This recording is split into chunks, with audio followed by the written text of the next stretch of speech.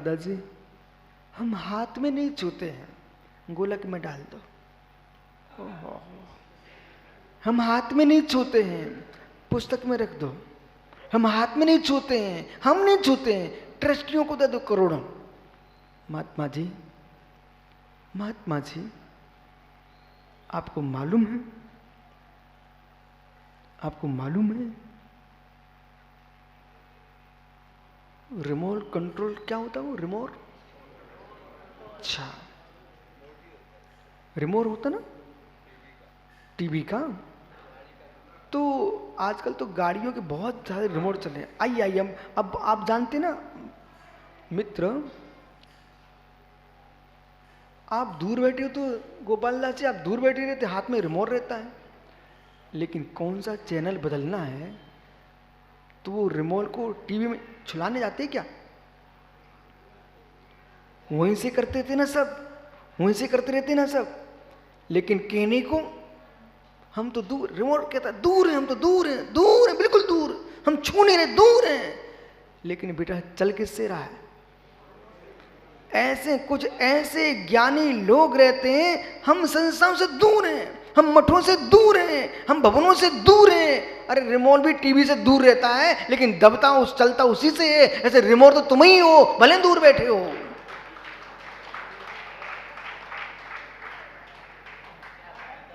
Remote कौन सा है मित्र?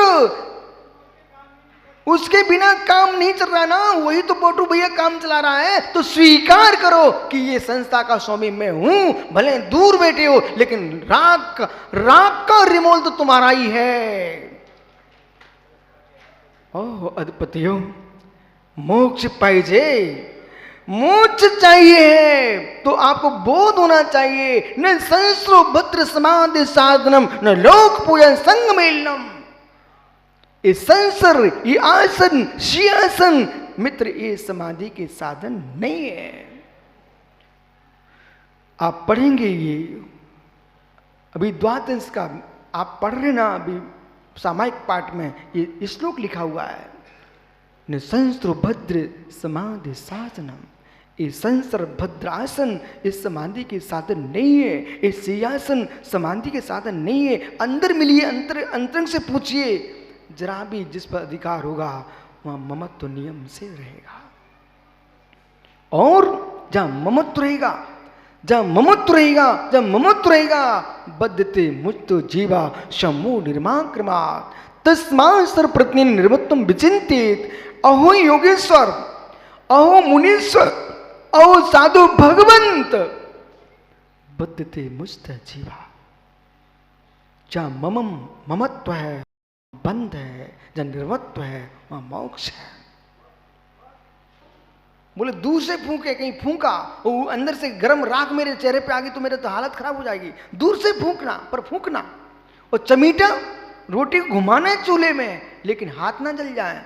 ऐसे ज्ञानी पुरुष जो होते हैं, दुनिया जितने देश के मंदिरों के, देश के कोषाध्यक्ष हो, कमल काला उनको जरूर सुना देना। बोले जैसे फूकने से फूकते हैं, धोखनी से फूकते हैं कि मुख ना जल जाए, ऐसे धर्म स्थान के द्रव्य का पालन तो करना कोष का, लेकिन मेरे में दूर से अपने धन में मंदिर का धन मत मिला लेना। जैसे फूंका तुमने जोर से और राख चली गई चेहरे पर तो चेहरा झुलस जाएगा। ऐसे मंदिर का निर्माल्य का द्रव्य तुम्हारे घर में, अथवा आपने सोचा मंदिर का है व्यापार में लगा दूं, बाद में अपन देख रखूंगा। बहुत सारे लोग, बड़े बड़े देश के ट्रस्टी, बड़े बड़े तीर्थों के ट्रस्टियों के व्यापार तो ऐसे चल रहे हैं, वे मंदिर का द्रव्य बाजार में बांटे हुए हैं और मालूम चला दानी दान दे रहे हैं, वे अपना घर भर रहे हैं। बहुत दिन नहीं चलेगा। कितने ट्रस्ट के ट्रस्टी मेरे मित्र बैंकों की जगह बाजार में बांटे हुए हैं, मुझे सब पता रहता है। लेकिन मैं नहीं चाहता इन विचारों की दुर्गति हो जाए और भविष्य में मूलधन का क्षय हो जाए। और कई बार जिनको दिया था वे नहीं दे पाते, मालूम चला कि करोड़ों दान आ रहे हैं, गए कहां इतने दिन से? मंदिर के गेट बन रहे थे, मंदिर बन रहे थे, आज तक क्यों नहीं बन पा रहे हैं? जैसे बड़े बड़े नेता कुछ ना कुछ झगड़ा कराते रहते हैं, बोले क्यों? जिससे अगले चुनाव में हम जीत जाएंगे। ऐसे कुछ लोग काम पूरा नहीं करते ट्रस्टी, यदि पूरा काम कर देंगे तो दान आना बंद हो जाएगा। मित्र, अभिप्राय को समझिए। दादाजी, एक डॉक्टर था, अब चाहे सुधीर हो का हमें कोई लेन देन नहीं है, उसके यहाँ एक मरीज गया, वो गेहूं के खेत में काम कर रहा था, चैत का महीना था, गेहूं की जो बार रहती ना बड़ी पैनी रहती है, उसका ऊपर का हिस्सा, उसका एक कण टूट करके उसकी आंख में चला गया धोखे से। जो आंख में गया तो वैद्य जी के पास गया। वैद्य बड़ा चतुर था, बोले बहुत सारे वैद्य तो सही में वैद्य होते हैं, दयालु, वे रोग ठीक कर देते हैं, और बहुत सारे लोग मल्लम पट्टी करके पूरा ठीक नहीं करेंगे, यदि पूरा ठीक कर देंगे तो ग्राहक नहीं आएगा। भूल के भी भूत प्रेतों के पास मत चले जाना, तुम्हें नहीं भी लगा होगा तो एक चुड़ैल चुड़ैल चिपका देंगे, अब बेटा तुम जीवन भर मेरे पास चक्कर काटना। तो वैद्य ने क्या किया, एक मुलायम रुई लिए, सहला दिया और ड्राप डाल दिया और आंख बंद, बोले जाओ 8 दिन बाद फिर आना। बेचारा 8 दिन बाद फिर आया, बस वही फोन कर दो, उसको आराम लग जाए, पैसे दे के चला जाए। एक दिन वैद्य जी चले गए घर, और वैद्य पुत्र से बोल गए, बाहर गया था वैद्य, बोले बेटा वो अपना मरीज आएगा, आप उसको देख लेना। वो भी बच्चा समझता था, पिताजी से ज़्यादा होशियार था। उसने क्या किया, देखा कि ये क्या बात है, बेचारा 16 दिन तो हो चुके हैं। उसने पलक उठाया, अंदर चिपका था गेहूं की बाल का एक तन, उसने धीरे से उसको निकाल दिया। जब निकाल दिया उसको पूर्ण आराम मिल गया, घर चला गया। जब पिताजी डॉक्टर साहब लौट के आए, 8 दिन हो गए, मरीज नहीं आया।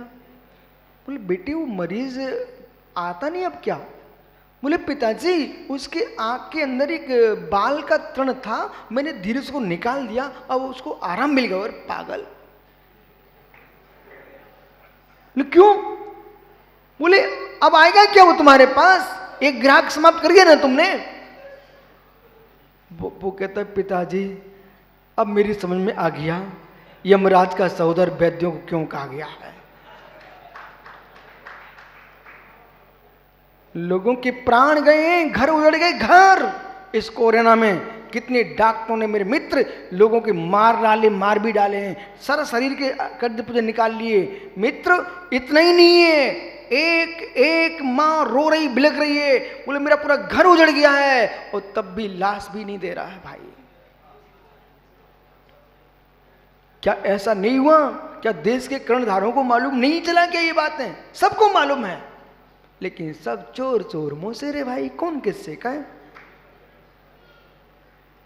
जिस दिन सोच धर्म आ जाएगा, जिस दिन सोच धर्म आ जाएगा, मायाचारी समाप्त हो जाएगी।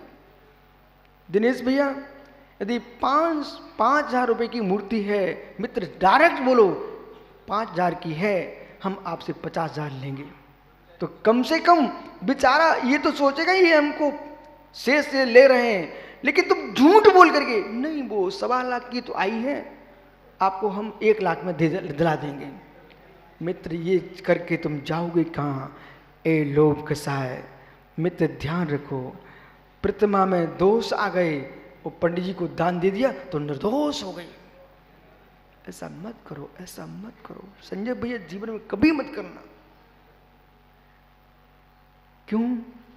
आखिर में वे विद्वान भी तो ऊपर गए, वे क्या लेके गए? एकमात्र व्यक्ति संतुष्टि को प्राप्त होता है, लेके कुछ भी नहीं जा पाता।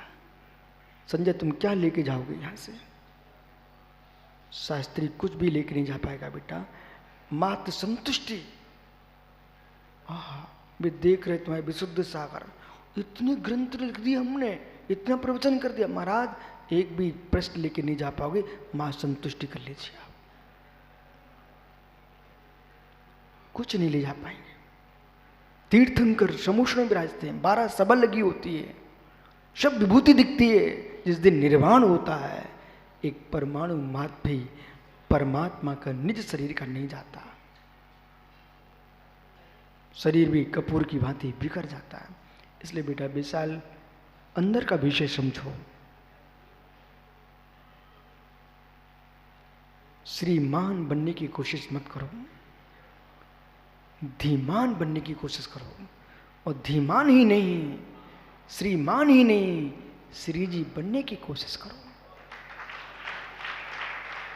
विराजो। अब मित्र, इसको हम कैसे धोएं? जो मल रख लिया लोभ का, लोभ के साथ का जो मल है, कुंद कुंद देव तो यूं कहते हैं, ओ कंका भाव, कंका भाव जो कांचा का भाव है, कंका भाव निवृत्ति, जो कांचा के भाव से निर्वृत्त है योगीश्वर। ऐसा योगी कांचा भाव से शून्य, निर्मल हृदय से युक्त, निश्चित ब्रह्म चैतन्य ज्ञानगण चेतन धातु को निहारता है, वही परम शौच धर्म को प्राप्त होता है। पंडित पुत्र कहाँ है भाई? वही शौच धर्म है। मनीष, पंडित पुत्र कहाँ है ज्ञानी? शुचिता चाहिए है तो निर्लोभता लाना चाहिए, और निर्लोभता नहीं ला पाए तो शुचि परिणाम हो नहीं सकते। ज्ञानियों, लोभ कसाय के बसवर्ती होकर के घर घर में तस्कर हैं। बेटा पिता की जेब देख रहा है तो बेटी की मां भी अपने पति की जेब टटोल रही है। ओहो,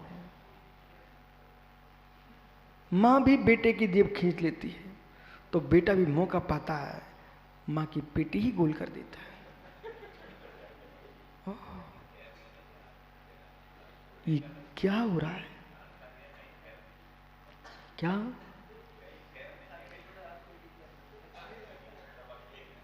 क्या करूं अनंग सागर जी, दुनिया में कहीं खैरे ही नहीं है। मेढक से बचा सो सांप ने पकड़ लिया, सांप से बचा तो गोहरे ने पकड़ लिया, गोहरे से बचा तो नेवले ने पकड़ लिया, नेवले से तो बिल्ली ने पकड़ लिया, बिल्ली से बचा तो कुत्ते ने पकड़ लिया, कुत्ते से बचा तो शेर ने पकड़ लिया। अब करूं तो क्या करूं? और शेर से बचा तो अजगर निकल गया। ओ मित्र, इन सब से बच भी आओगे तो काल के गाल से कौन बच पाया है? जब सबको जाना ही काल के गाल में है तो मेरे मित्र कमा कमा के धर जाओगे और मर जाओगे, लेके कछु नहीं ले जा पाओगे। कमा कमा करके धर जाओगे, मर जाओगे, लेके कुछ भी नहीं जा पाओगे। इसलिए मित्र भागचंद जी क्यों टेंशन में जी रहा है भाई? क्या लेके जाओगे? कुछ भी लेके नहीं जा पाएंगे। क्या हुआ दादा प्रकाश चंद जी? कुछ भी नहीं लेके जा पाएंगे। यदि लेके जा सकते हो मित्र तो एक ही वस्तु है, सम संतोष दलेन। जो लोभ का मल है, घर में बच्चे मल करने, श्वान मल कर जाते तो पानी से धो देते हो मित्र। ऐसे ज्ञानियों जो लोभ का मल है, इस लोभ के मल को धोने के लिए कार्तिक स्वामी ने कार्तिक उपेक्षा ग्रंथ में लिखा, सम संतोष जलेन। सम संतोष के जल से ही धोवदी तीव्र मल लोह पुंजम, जो तीव्र लोभ रूपी मल का जो ढेर है, इसे धोने के लिए कोई नीर है, उसका नाम संतोष जल है। संतोष जल है। यानी किसी का नाम हो वो ना समझ ले कि मेरे नाम का नाम ले रहे हैं, ये संतोष जल यानी संतोष जल है। इसलिए ज्ञानी इतना ही नहीं, आहा, आज मालूम सुब्र सागी महात्मा जी क्या पूछ रहे थे? भाई मेरे से पूछा मत करो, मेरे सब प्रिय आता है ज्ञान में। बोले मैं कमजोर हो रहा हूँ, कमजोर हो रहा हूँ। बोले कमजोर हो रहा हूँ? अरे मित्र कुछ नहीं है। बोले क्या है? 50 रसगुल्ले और 50 बाटियां और 2.5 किलो रबड़ी और 5 किलो यानी बादाम का हलवा और कुछ नहीं, 16 रोटी खा लेता हूं, बाकी कुछ नहीं चलता हमसे। अरे भाई अरजीत सागर जी, इतना बेचारा खा गया, अब कहता कमजोर हो गया, कमजोर हो गया।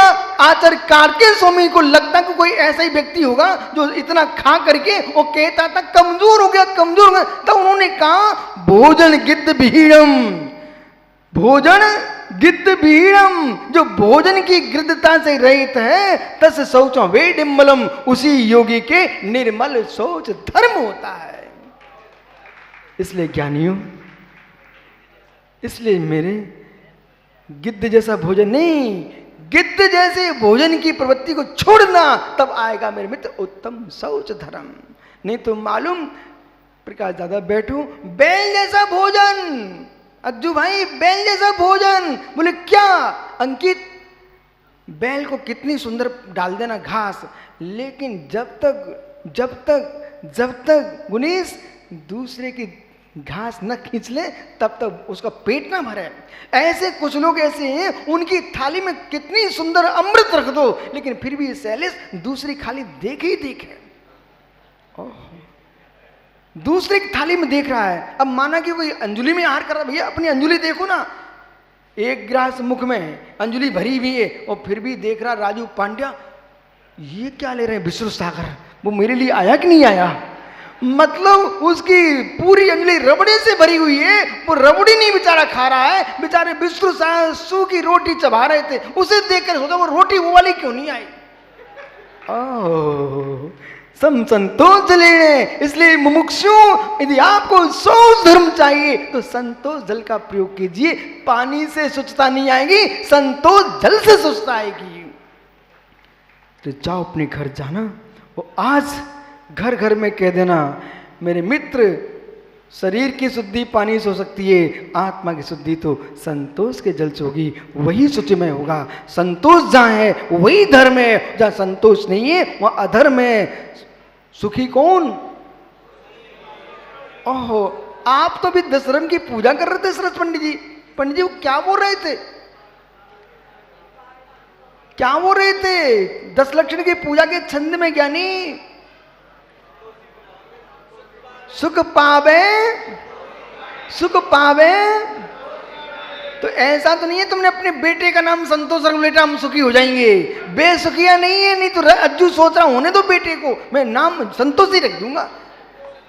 हे मित्र, संतोष बेटे को पाने वाला सुखी नहीं होगा, सुख पावे संतोषी प्राणी, जिसके संतोष गुण है वो सुखी है। कि मित्र लालची लोभी कभी सुख नहीं पा सकता है, इसलिए अपने जीवन को आत्मा को सुखी करना है तो संतोष को भजो। ओ संतोष को भजो, संतोष को भजो मेरे मित्र, यही मोक्ष मार्ग है। आत्मा स्वभावम परिभाव भिन्नम, आत्मा स्वभावम परिभाव। आत्मा का स्वभाव परवास वीर स्वामी की